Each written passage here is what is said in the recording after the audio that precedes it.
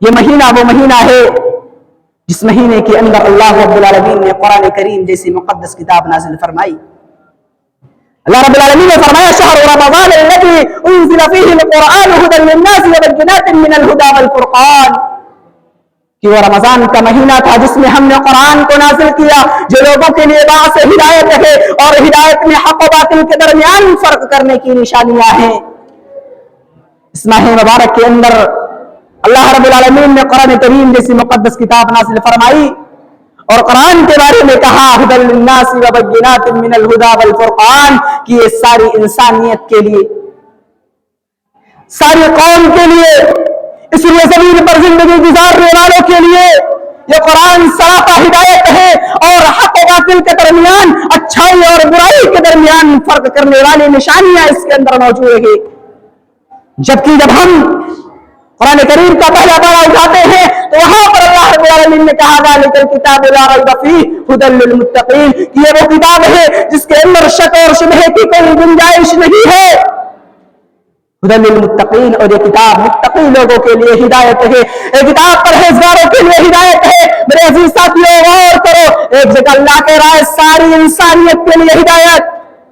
اس لیے زمین پر زندگی گزارنے والے تمام کی تمام انسانوں کے لیے ہدایت۔ ایک جگہ اللہ کہہ رہا ہے ھدی للمتقین، صرف اور صرف متقی لوگوں کے لیے ہدایت۔ کیا مطلب؟ پتہ یہ چلا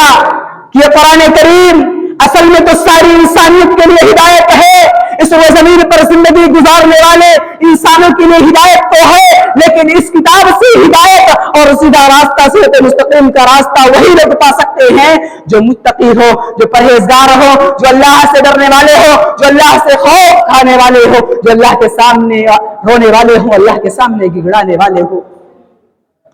اور ذرا اللہ رب العالمین نے اس کتاب کے بارے میں کیا کہا؟ ذالک الکتاب لا ریب فیہ، اس کتاب کے اندر شک اور شبہے کی کوئی گنجائش نہیں۔ ذرا غور کرو میرے عزیز ساتھیوں، دنیا کا ہر رائٹر جو اپنی کتاب کو لکھتا ہے تو اپنے کتاب کے شروعات میں لکھتا ہے کہ اگر اس کتاب میں مجھ سے کوئی خطا ہو گئی ہو، مجھ سے کوئی غلطی ہو گئی ہو تو براہ کرم مجھے بتلا دینا، میں آپ کا شکریہ ادا کروں گا۔ لیکن یہ رب کی واحد کتاب ہے جو یہ دعویٰ کر رہی ہے ذالک الکتاب لا ریب فیہ، اس کتاب میں شک اور شبہے کی کوئی گنجائش نہیں ہے۔ اس کتاب کے اندر لکھا گیا ایک ایک حرف حق ہے، اور قیامت تک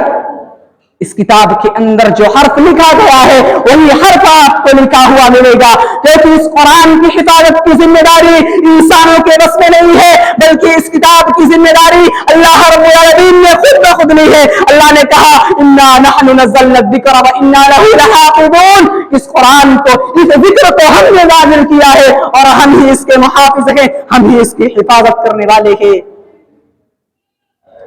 اور جب اللہ اپنا وعدہ پورا کرتا ہے، اللہ اپنی کہی گئی بات پر انسانوں سے عمل کراتا ہے تو اللہ اس قرآن کو معصوم بچوں کے دلوں کے اندر بٹھا دیتا ہے۔ میرے عزیز ساتھیوں، دنیا کو یہ چیلنج ہے کہ دنیا کی تمام کتابوں کو ایک میدان میں جمع کر دی جائے اور اس پر آگ لگا دیا جائے۔ اللہ کی قسم، دنیا کی تمام کتابیں مٹ جائیں گی، لیکن یہ اللہ کی واحد کتاب ہے، یہ قرآن کریم رب کی واحد کتاب ہے جو قیامت کی صبح تک باقی رہے گی، اور حفاظ کرام کے دلوں کے اندر جو قرآن محفوظ ہے۔ میرے بھائیوں،